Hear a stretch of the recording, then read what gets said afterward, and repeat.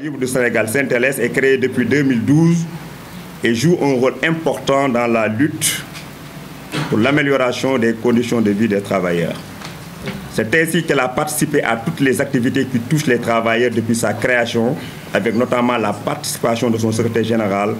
aux différents sommets du BIT à Genève, mais également comme membre de la Fédération syndicale mondiale FSM, bien que n'étant pas parmi les centrales représentatives. Lors des dernières élections de représentativité des centrales syndicales en 2017, elle était alliée à la FGTSB, dirigée par le défunt Feu Sidi Ndiaye, paix à son âme, et a joué un rôle important permettant ainsi à la centrale d'être classée 5e derrière la Synthèse, la CSA, l'UNSAS et la Synthèse FC. Pour ces élections de 2023, la CNTLS, Confédération nationale des travailleurs libres du Sénégal, avait déposé sa candidature auprès du ministère du Travail, car remplissant toutes les conditions de participation, représentativité, moyens humains, moyens financiers, etc. Seulement, conscient des enjeux de l'heure qui se trouve être le moment des grands ensembles, mais surtout du sens de la responsabilité, des qualités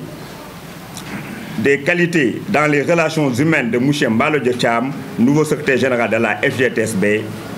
elle a décidé avec son secrétaire général à sa tête de renoncer à sa candidature pour s'allier à nouveau avec la FGTSB pour gagner ces élections et gérer dans la co-responsabilité. Cependant, depuis quelque temps, une pseudo-crise est notée au sein de la FGTSB, animée par des personnes irresponsables, illégitimes, maîtres chanteurs, soutenus par des adversaires de la coalition qui ont peur de se voir détrônés par cette troisième voie, derrière qui les travailleurs sont alignés. La synthèse ne peut cautionner une telle forfaiture de la part de gens qui se disent fidèles à Feu Sidi Ndiaye et à qui il avait confié ses dernières volontés, dont principalement Mballo Dia Thiam comme son adjoint et remplaçant. D'autre part, il faut noter que la cherté de la vie fatigue davantage les travailleurs qui cherchent toujours à s'en sortir. En effet, l'augmentation incontrôlée des prix des denrées de première nécessité, de l'eau, de l'électricité constitue un goulot d'étranglement pour les Sénégalais dans la plus grande mesure. Aussi, nous exigeons du gouvernement une baisse des prix de ces denrées de première nécessité, mais surtout un suivi dans les prises de décision. Pour terminer, nous rappelons que le jour des élections coïncide avec le procès pour la réinscription de M. Ousmane Sonko sur les listes électorales. C'est pourquoi nous attirons l'attention du ministère du Travail sur les possibles risques de troubles, mais surtout, nous demandons, en collaboration avec le ministère de l'Intérieur, d'assurer la sécurité des travailleurs pour une bonne tenue de ces élections. Fait à Dakar le 7 décembre 2023, le secrétaire général Pape Mamadou Kane. Maintenant, ñu tënk ko ci olof rek rapidement. Donc ñu ngi leen di sant di leen gërëm journalistes yi ci ni ngeen ñëwee tey ci siège CNTLS, Confédération nationale des travailleurs libres du Sénégal, pour wuy si suñu conférence de presse bi nga xam ni moom la ñu organiser tey di ci war a waxtaan 3 thématiques mooy les élections de représentativité syndicale, la cherté de la vie et aussi la crise politico-sociale au niveau du Sénégal. waaye barama dugg ci biir dañu am ay gan yu mag yoo xam ne tey ñoom ñoo ñëw fekk ci conférence de presse bi muy suñu kilifa Mballo Dia Thiam mi nga xam ne moom mooy secrétaire général de la Fédération nationale des travailleurs libres du Sénégal nga xam ni moom moo remplacé Sidi Ndiaye ci FGTSB bi mu gaañoo. mu ànd ak aussi ay kilifa yu mag ku mel ni Mbaye Sow bi nga xam ne moom mooy affaire élection yi ci au niveau de la FGTSB di ko saytu ni mu gën a rafetee. di ànd ak aussi suñu camarade Sow mi nga xam ne aussi SUTSAS bu Mballo Dia Thiam la bokk ak monsieur Issa Gueye aussi mi nga xam ne SUTSAS Mballo Dia Thiam la bokk di ànd ak aussi les camarades de la Saint-Thélès monsieur Babacar Tall le trésorier national, monsieur Kouaté le chargé de la communication, monsieur Sima le chargé des affaires administratives ak yeneen mbooloo yoo xam ñëpp ñëw nañu fekkee conférence de presse bi. donc di leen sant di leen gërëm di wax ni su ngeen gisee ñu def conférence de presse bi parce que dañuy dem ci ay élections yoo xam ni élection de représentativité syndicale la tudd mooy liggéeykat yi ñoom ñoo war a dem voté ji incha allah fukki fan ak ñaar ci weer bi ñu nekk le 12 décembre ci Sénégal yëpp. ci loolu ñu xalaat ni war nañu wax ak liggéeykat yi wax ak sénégalais yi comme quoi que ni li ñu bëgg mooy dëkk bi tegu ci yoon liggéeykat yi di liggéey bu aw yoon yu leen di fay bu aw yoon di leen faj di leen toppatoo parce que ñun loolu la ñu liggéeykat yi jëlee pour ñu représenter leen n'est-ce pas au niveau des centrales syndicales. ci biir loolu suñu organisation syndicale bi nga xam ne mooy Saint-Thélès dafa bëggoon dem ci jonge yi ba déposé woon na candidature am waaye bi ñu demee ba ci biir dañoo xool ne nous sommes à l'heure des grands ensembles maanaam mbooloo moom mooy doole mais benn pàcc du maye dara te avant ñuy ànd ak FGTS bu Mballo Dia Thiam mi xam moo ko jiite en 2017 ñu ngi àndoon ak Sidya Ndiaye yal na ko yàlla yërëm bi ñu àndee ak moom ñu ngi jëloon 6e ci élection yooyu ñu rawoon mooy centrale yi nga xam ne ñoom ñoo fi nekkoon ci suñu kanam. alors bu ñu renoncé suñu candidature ñu daal di ñëw àndaat ak FGTS bi nga xam ne Mballo Dia Thiam moom moo ko boole mu daal nekk coalition Saint-Thélès ak FGTS B mu nekk une grande coalition. ñi ko jiite aussi nekk ay kàngam yu mag yu bëri xam-xam yu mën a liggéey yu tey ñu ngi nii ñoom ñëpp kenn noppaliku ci parce que dañoo jógee tournée nationale. ku xam SG Mballo Dia Thiam gis fan yi yëpp guddi yëpp moom ak ñoom Mbaye Sow ak ñoom ñii ñëpp ñu ngi ci àll bi. def nañ Ziguinchor def nañ Kolda def nañ Kédougou def nañ Matam et tout récemment la ñu jógee démb Richard Toll at Dagana at Saint-Louis les grandes entreprises. ñu ngi doog a ñëw donc ñëw fekk si vraiment conférence presse pour jàppale ñu parce que ñun ak ñoom benn lañu. parce que ñun ñoo ñëw ànd ak ñoom nekk seen ginnaaw parce que dañoo wóolante dañoo soppante ba pare ñoo bokk les mêmes objectifs et les mêmes ambitions loolu moo tax yàlla boole ñu nekk aujourd'hui benn say. maintenant pour ces élections de représentativité am na ay coow yu bëri yu ci am yoo xam ni ñu ngi koy dégg ci rajo yi ak ci télévision yi yooyu sama moo ci en français mais ñun après nañ ci dikkaat si lu mu gën a yaatoo parce que FGTSB c'est une centrale légitime. c'est une centrale légale am ay këyitam ministère du travail di wax ak moom jox ko ay convocation jox ko bu dem ci réunion yëpp bi ñu war a déposer candidature am mu déposer candidature am avec Mballo Dia Thiam bi nekk ni sama wet donc ñun on ne souffre d'aucun doute que ñun légal nañu légitime nañu côté boobu moom amuñu ci benn xel ñaar mais am na nag ñoo xam ni tey seetlu nañu que ragal nañu FGTSB de sorte que ñu ngi ñuy xaxaar di ñu wax ay wax yoo xam ni vraiment du loolu mais il est vrai que FGTS bi am na benn crise bu ci am te crise boobu li ko indi mooy ñi nga xam ni feu Sidya Ndiaye daf leen joxoon kaddu ne leen bu ma fi jógee Mballo Dia Thiam moo may remplacé ak FGTS bi tey ñu dem ba ci biir am ci ñoom ñu retiré wu daan ne ñoom loolu gëmuñu ko duñ ko def mais ñi nga xam ne ñu ngi ànd ak Mballo Dia Thiam nekk FGTS bi ñun ñëpp ñu ngi nii toog ci wetam ak ci régions yi ak ci département yi di liggéey au nom du SG Mballo Dia Thiam di jot ay instructions et puis di ko exécuter moo tax ñun aujourd'hui on est fiers n'est-ce pas de dire que vraiment nous sommes sur le terrain syndical nous sommes dans l'arène syndicale malgré les ouailles malgré les piaillements les cris autres là mais loolu dérange wuñu parce que SG Mballo Dia Thiam ko xam ànd kësam xam ni moom ku am fit la am na yooyu yëngalu ko du ko delloo ginnaaw ñun aussi du ñu delloo ginnaaw nous sommes des combattants et nous sommes là pour les travailleurs alors il faut noter aussi que dëkk bi dañoo seetlu temps yi dafa am crise politique ak sociale bi fi am sur le plan politique gis ngeen tool yi ni mu bëree les partis politiques vraiment se crèvent le chignon ça il faut le dire ñu ngi xëccoo ñu ngi xeex ñu ngi xaxarante ñu ngi menacante mais ñun en tant que liggéeykat am nañ ci suñu kàddu parce que Sénégal pour les politiciens Sénégal ñëpp a ko bokk te ñun ñi nga xam ñoo yor kàddu liggéeykat yi dañ ci war a antu boo xam ni dina tax gouvernement bi jël responsabilité am sécuriser travailleurs yi sécuriser institutions yi sécuriser les lieux de travail ba nga xam ni Sénégal day tegu ci yoon sooy politique nga politique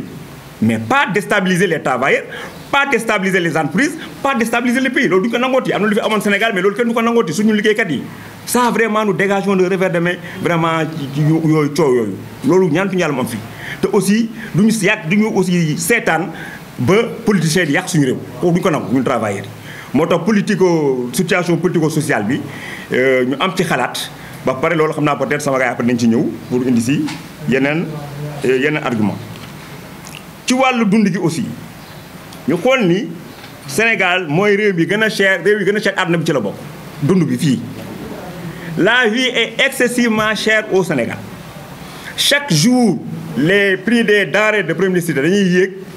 yéeg te kenn du ko mën a contrôler. Alors ñu ne où est le ministère du commerce dans tout ça parce que ñoom ñoo yor affaire commerçant yi du ñu contrôler dara commerçant yi koñ bu nekk at li ngay jaayee boutique bu nekk at li ngay jaayee yooyu aussi xool nañ ko mu nekk loo xam ne tamit vraiment métti na ci travailleurs yi métti na ci population yi ñun aussi dañ koy dénoncer pour appeler le gouvernement à plus de responsabilité par rapport à la gestion n'est-ce pas des denrées de première nécessité et vraiment des prix de l'électricité n'est-ce pas et autres denrées et autres produits. Voilà entre autres li nga xam ne daal mooy point yi ñu waroon développer ak yéen pour wax leen ni que ñun lii si mooy si suñu xalaat di xaar nag maintenant seeni question par rapport vraiment à ce problème. Affaire Sonko bi voilà très bien parce que élection de représentativité yi du affaire Sonko une élection dañuy affaire de représentativité le 12 décembre ça va coïncider avec le procès de Ousmane Sonko. waaw le 12 décembre dafay coïncider ak procès Ousmane Sonko pour ñu intégrer ko ci électoral yi. te jour boobu la liggéeykatu Sénégal yëpp war a jóg 8h ba 18h pour vraiment voter ji dans les centres de vote et dans les bureaux de vote. Et là nous attirons l'attention du ministère du travail du ministère de l'intérieur ñoom ñi nga xam ni ñoom ñoo yor organisation élection yi ak ñoom ñi nga xam ne ñoom ñoo yor sécurité liggéeykat yi ak population bi ñu veiller ci élection yi mu aw yoon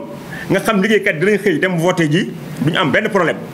wàcc dem ñibbi duñu am benn problème loolu la ñuy lancer comme appel aux autorités et au gouvernement du Sénégal ñu jël seen responsabilité par rapport à ça voilà je vous remercie. FGTSB je suis Mbaye Sow membre de la FGTSB membre également de la commission électorale nationale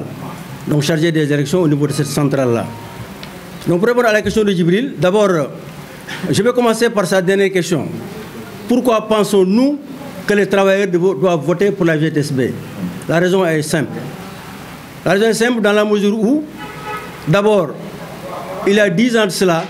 que ces centrales sont là, des centrales dites représentatives, mais nous sommes unanimes à constater que ces centrales-là n'ont absolument rien fait,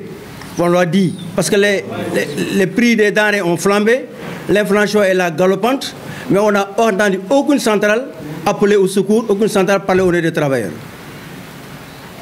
C'est pourquoi, d'abord, nous pensons que les travailleurs conscients de cela ne vont pas commettre la même erreur en votant pour ces gens-là. Et puisque nous, la FGTSB, nous prenons pour une troisième voie, certainement le secrétaire général reviendra là-dessus, qui n'est ni la voie de la participation responsable, ni celle de la néo-participation, une troisième voie qui met le travailleur au centre de nos intérêts. Donc la centrale du travailleur. Donc c'est pourquoi nous pensons que les travailleurs, étant conscients de cela, vont forcément voter pour la FGTSB, qui est la centrale qui va être la plus représentative et la centrale à même de régler les problèmes des travailleurs. Parce que si nous disons la vérité, au moins ces 10 dernières années, si nous avons entendu des syndicalistes parler au nom des travailleurs, il y a 2 au moins qu'on peut citer et qui constituent cette centrale-là, c'est Mbalo Diacham et Fossi Ndiaye. Donc ça, on est unanime à le reconnaître. À partir de ce moment-là, nous pensons légitimement que les travailleurs, je le répète, conscients de cela, vont également choisir le bon camp, le camp de la troisième voie, le camp de la voie qui va régler le problème, à la fois et des travailleurs et des populations sénégalaises qui en ont assez de souffrir de cette inflation qui n'arrête pas. Donc le nombre de votants, vous l'avez dit, ça c'est une manière également de répondre à votre question. Il y a eu une participation très faible. Parce qu'il faut le dire, les travailleurs sont pratiquement découragés par rapport à ces centrales-là qui sont là. Les travailleurs, certains se posent la question à savoir pourquoi, quelle est la raison d'aller voter. Parce que simplement, ils ont voté depuis 10 ans ils n'ont pas vu ces travailleurs-là, ces syndicalistes ont déserté le champ, ils se disent simplement, c'est pas la peine d'aller voter. C'est le discours que nous avons tenu quand on a fait le tour du Sénégal, en disant que cette fois-ci, ça doit être la bonne. C'est pas parce que ceux qui étaient là n'ont pas fait le boulot que nous n'allons pas le faire. Avec Malo Diacham, avec le camarade Pamou Doukan et les autres qui sont dans la centrale, on est certain que ces gens-là sont prêts à relever le défi et à faire ce que les autres auraient dû faire et qu'ils n'ont pas fait. C'est pourquoi, donc, pour répondre à votre question, c'est les deux questions qui sont liées. Pourquoi il y a une participation faible? Parce que les gens ne croient plus aux syndicats. Pourquoi la participation est faible? Parce que ces syndicats qui sont là, dites, moi je dis les syndicats dites représentatifs. Vous l'avez dit tout à l'heure. Certains disent que même s'ils sont représentatifs, ils ne sont pas légaux. Parce que simplement la participation est trop faible par rapport au nombre de votants. Ils ne sont pas légitimes, certains le disent. Bon, peut-être moi je n'irai pas jusque-là, mais je dirais simplement, en tout cas, même s'ils sont légitimes, ils représentent une très faible portion des travailleurs, parce que les travailleurs n'ont pas voté dans la grande masse. Alors c'est ça pour répondre à votre question. Maintenant, cette année-ci, pour remédier à cela, il faut dire que le ministère a fait beaucoup d'efforts, en même temps que les centrales, pour relever d'abord le niveau des inscriptions. On en est à plus de 350 000 travailleurs, 300 000 travailleurs qui sont déjà inscrits. Mais la question est de savoir, est-ce qu'effectivement tous ces travailleurs-là vont voter? Nous appelons maintenant à aller voter massivement en leur disant que ce n'est pas parce que les autres qui étaient là ont échoué que les autres qui vont venir vont suivre le même chemin. Donc c'est une occasion pour moi de leur dire que voter pour la FGTSB, c'est régler définitivement le problème de ces centrales qui sont là, qui occupent le champ, qui se sont embourgeoisés et qui ne travaillent pas du tout pour l'intérêt des travailleurs. Dans le laajte lan moo tax ñu yaakaar ne ñun FGTSB maanaam travailleurs dinañu woteel ma ne travailleurs yi tax mu yaakaar gëm ne nañu woteel mooy benn bu njëkk bi mooy ñun gis nañu ne fukki at yi weesu yëpp dafa am centrale yoo xam ne dañu ne ñoo représentative ñooy for a nekk ñoo war a représenter travailleurs wax ci baatu liggéeykat yi mais bu ñu waxalee dëgg rek ku ne xam na ni fukki at yi weesu ñoo ñuy wax muy Mody Guiro bu CNTS muy Mademba Sock bu UNSAS muy Elimane Diouf bu CSA muy Cheikh Diop bu CNTS FC ku ne xam na ni ñooñu boobu ba léegi fukki at a ngi ni kenn déggu leen kenn yëgu leen exemple ma ci joxe rek mooy liggéeykatu maire yi ñaari at a ngi ni ñuy xeex boobu ba tey su benn central bu ci yàbbi ci waaw loolu nag bu ñu toogee ba tey jii ba ñu suba la élection yi ku nekk soo sa dàll ay subvention bi ñu leen doon jox mu subvention boo xam ne xaalis bu dul jeex la pour ñu war ci jàpp liggéeykat yi defuñu ko ñu jël ko di si jënd ay moto di gerte liggéeykat yi am nañu xel ba nga xam ne loolu duñ ko nangu tey duñ ko nangu ëllëg liggéeykat dinañ xam fi seen intérêt nekk dama wax ni bu fekkee ne waxal nañu yàlla rek fukki at yi ñu weesu bu dee am na ay syndicats yu ñu mën a tànn téye si loxo ne liggéey nañ fi ñooñu bokkuñu si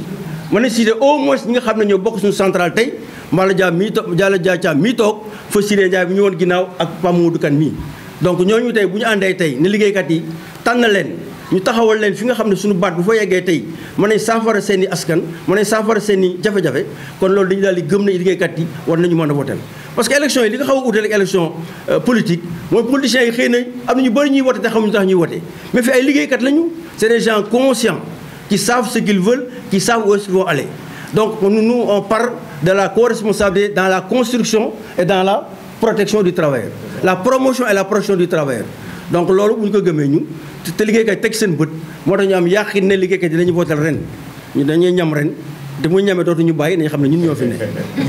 voilà dinañu néew par rapport ñuy voter loolu tamit dafa mel ni dafa tontu sa laaj bu njëkk bi maanaam dafa mel ni ñi fi nekkoon tey ñu lay wax centrale yooyu nga xam ne ñoo jiite defuñu seen liggéey ba nga xam ne liggéeykat yi dañuy tay dañuy nagam pour dem voter ji parce que dañu naan voter bi amul benn njariñ ndax da ngay voter ba pare gars yi nekk fi def lu leen neex kenn du leen dégg kenn du leen yëg ci dara moo tax liggéeykat yi xaw a découragé ba tax la moo tax taux bi day wàññeeku mais ren wax dëgg yàlla ministère ak centrale yi def nañu effort yu rëy pour yëkkati inscription yi 300 et quelques mille travailleurs inscrits nañ leen léegi nag mu des nag ndax dinañ voter ji ma leen di xamal ne leen dafay yella ñu voter ji parce que nag bañ a tànn la boo toogee sa kër rek wotal nga kenn donc il faut ñu génn gëm ne ñoom tey jii ñi nga xam ne ñoo fi nekk tey taale leen loxo mooy ñi nga xam ne ñoo war a saafara seen i jafe-jafe parce que ñi fi nekkoon boobu ba tey defuñu defuñu dara donc bu ñu tànnee incha allah dinañ leen voter donc loolu moo waral li nga xam ne moom mooy kii bi donc FGTSB moom bon c'est vrai que loolu du question bi sax mais mën nañu ko leeral c'est la seule centrale bi nga xam ne amul photo ita amul photo nag xëy na question bi laa joxe ko mais dinañ ko mën expliquer très rapidement moo li Pape Mamadou Kon doon wax sànq ne am na ay jafe-jafe yëngu ju nekk ci centrale bi Mballo Dia Thiam mii moom mooy mandataire bi moom moo déposé candidature FGTSB moo ko signé déposé et la photo de Sidya Ndiaye les couleurs de Sidya de la FGTSB ak suñu devise mais déposé nañ ko ba pare ci diggante bi yàlla def mu génn àdduna le ministère du travail nañu mënul nekk ci photo yi mënul nekk ci bulletin yi wax nañu ak ñoom xëccoo nañu ak ñoom d'ailleurs bind nañ leen lettre bi la lettre est disponible on peut la publier bindal Mballo Dia Thiam mi bind lettre ne leen ñu Sidya Ndiaye cofeel bi ñu am ci moom ak fu mu ñu féetee ak nu meloon tax na tey mënuñu dindi photom mënu ko dindee def ci beneen photo day mel ni dañ ko rey dañ dafa faatu ñaari yoon jàpp nañ ci loolu mu ngi ci lettre bi ne leen nag y a 3 raisons boo xam ne tax ñu téye lettre bi mu ne leen 1 bi ñuy déposé lettre bi Sidya Ndiaye mi ngi dund 2 amoon na fi jurisprudence FGTSA lu mel noonu 3e mooy cofeel bi ma wax cofeel bi ñu am ci moom ak yëg-yëg bi ñu am ci moom moo tax bu ñu ko dindi ministère nañu ay la yéwén li ngeen wax yëpp nangu nañ ko mais loi yoon moo ne loolu mënul ne te bu ngeen bañ ñu folklore leen na ngeen dindi photo bi def ci beneen photo ñu ne comme xam nañu ne la loi nous permet d'avoir un bulletin sans photo ñoo nañ dindi photo benn yoon pour honorer Sidya Ndiaye et pour ne pas que mu am polémique lii moo waral suñu bulletin amul benn photo donc yàlla dafa def nag dafa mel ni buy defar day mel ni ku yàq waaw AG dama koy dégg mu ne yeneen bulletin yëpp mu am photo yu ñaaw a ñaaw secrétaire général yu ñaaw a ñaaw suñu boos mu amul photo moo nekk nii voilà.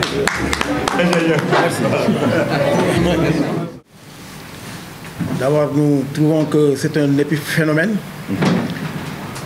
Nous considérons que c'est un bruit de couloir amplifié par certains de nos détracteurs et d'autres centrales aussi qui ont envie qu'on ne participe pas et qui ont tout fait dans le processus pour qu'on soit éliminé. Et de toute façon, nous sommes habitués à ce genre d'attaques et de critiques, mais nous sommes zen. Cette question-là, elle peut concerner la vie de notre centrale, mais elle ne saurait concerner les élections. Man maa jiitu topp loolu pour ñun nekkul wax comme ni wolof di wax du waxu lal bu ndaw waxu ngatan la nekk ñu si loolu ñun li ñu bëgg mooy am nañu doole bu ñu gañee nit ñi parce que Sidya Ndiaye ak Mballo Dia Thiam Pape Mamadou Kane moo ko fa de ak kii Mbaye Sow ñeen da wax nañ ko ànd gësëm la ñu nekk pendant 5 ans ñu gësamal collectivité territoriale yi wala collectivité locale su ngeen bëggee ba ñu am li ñu war a am lu gën a am solo mooy loi bi nga xam ne voté nañ ko en 2011 mu war a firndeel li ñu naan fonction publique locale Sidya Ndiaye ak man gësam nañ ko ñun ñoo leen jox décret yi benn centrale syndicale nekk fi woon te 2011 la ñu voté woon loi bi ba 2018 la ñuy jox 2018 9 décret 2019 ñu jox ñu yeneen 3 décret muy 11 décret yëpp sama loxo lañ ko teg ko ci loxo Sidya Ndiaye donc fonction publique léegi dana ñëw ak yeneen yoo xam ne dafa lañ ko santé augmentation yi c'est vrai maasewul ñu ngi xeex aussi ba léegi parce que premier ministre war nañu woo pour ñu jéem a régler affaire collectivité locale yi régler en même temps problème mu contractuels yi nekk dans les établissements publics de santé te contractuel bu wax ci Sénégal xam na ni xel ni li ñu leen defal kenn mësu leen ko defal li commencé contractuel u P10 ba ci Cobra ba ci JICA te Ismaïla tamit ñu ngi leen dijanti ñun amuñu problème boobu ñun dañu am bilan bu ñu présenté te tooguñu fa ñu doon toog du ñu centrale syndicale mais dañuy méngale ak centrale te centrale sax dañu doon xeex ñun ànd gësam dañu doon xeex di wut ñeneen ñuy wujjeeg ñun di ñu indil ay problème ça on le sait mais on l'a géré liggéeykat bi nag xam na ku ko nekkal si naaj bi xam na ko bu baax a baax te ñun foog nañu xam nañu ñun ñoo leen nekkal ci naaj bi waaye ñii woote nag ñu ngi woote ku nekk mi ngi wax sa wax ñun amuñu bilan offre syndicale lañu am offre boobu mooy 3e voie mooy ñetteelu yoon ñetteelu voie boobu nag mooy voie bu nga xamee ni Mbaye Sow wax na ko fi nekkul participation responsable parce que loolu moo fi amul gouvernement ak syndicat daal di ànd di jaxasoo te kan moo ci pet travailleur bi mais gouvernement bi moo ci am lépp mais bi ñu signé pacte de stabilité économique et sociale mooy yéen lu ngeen di grève pendant 5 ans parce que loolu mooy pacte bi après jox leen subvention pour ñu jéem a régler ay mbir mais moo tax déggoo fi grève générale déggoo fi dara bu ñu demee ba seen naataangoo journalistes yi di ñu xeexal pour courant bi wàññeeku waaye fan. gis ngeen ko fi activistes yi amuñu dara contre ñoom parce que seen rôle la ñu nekk seen mission waaye centrale syndicale warul toog ba activiste di ko remplacer. ci xeexu bi ci kaw. te ñun mënuñu àgg ci premier ministre mënuñu àgg ci président de la république. moo tax parce que Sidya Ndiaye amuloon 10% 5% la amoon. ñu bëgg nag moom 5% yi mu amoon mu nekk fii te coow li yëpp kenn waxul ni day voter sanction. ñu boole ci Pape Mamadou Kane ñu nekk dans une coalition moom centrale syndicale la ak ay syndicat de base am ñu ñëw SUTSAS ñëw nga xam ni moo taxoon UTSAS toog fu mu toog nekk deuxième. Pape Mbaye Sylla jógee CSA nga xam ni xel ni aussi moom it moo joxoon score CSA ba mu nekk troisième. plus maintenant la poste ak Ndeye Diakhaté et SNTP et Set Santé démocratique ak ñeneen ak ñeneen ñi nekk dans la vallée. vallée bi yëpp mokk na rumbux. vallée bi. di commencé Saint-Louis ba Gaaya ba Podor mokk na. donc ñun li ñuy def kenn def ko fi on a fait les 14 régions on a fait plus de 7000 kilomètres démb 23 heures la ñu tëdd ci suba ñu ngi woon société des légumières du Sénégal mi ngi nekk barrage Jama te balaa loolu dem nañ ba Kédougou dem nañ fu nekk. donc xam nañu liggéeykat yi xam nañ li leen defal ñoom ñooy attey lu ñu am nag jël bu ñu amee li ñu gënal dañ leen raw ñoom ñëpp sànni karaas bu ñu amul jigéen aussi danañ dajaloo dem tey gëw ma ni ñooñu ñu danañu yambar yooyu danañu raw gëmuñu ak seen ñaawaay ñoom ñëpp waaw. wax na ko nag suñu bulletin bi daal ñun amuñu photo ndax dañoo bëgg ormal Sidya Ndiaye moo taxoon ñu bëggoon photo bi ah ni ñu ne ko génn àddina photo am du nekk ci bulletin de vote donc def leen leneen génn leen photo bi wala ngeen def leneen ñu bind ni ko kon génn nañ photo bi waaye logo bi lañ fi bàyyi kii logo la mais mooy bulletin bi nous sommes dans le camp des travailleurs avec ce logo là avec ce bulletin là moom la les 12 candidats parmi nous autres chaque candidat a sa photo d'ailleurs ils ont même de vilaines photos nous n'avons pas de photo et nous avons un beau logo et nous avons un beau logo un très beau logo c'est le logo qui gagne et nous vous invitons même vous à voter pour nous. À voter pour nous. Ah oui.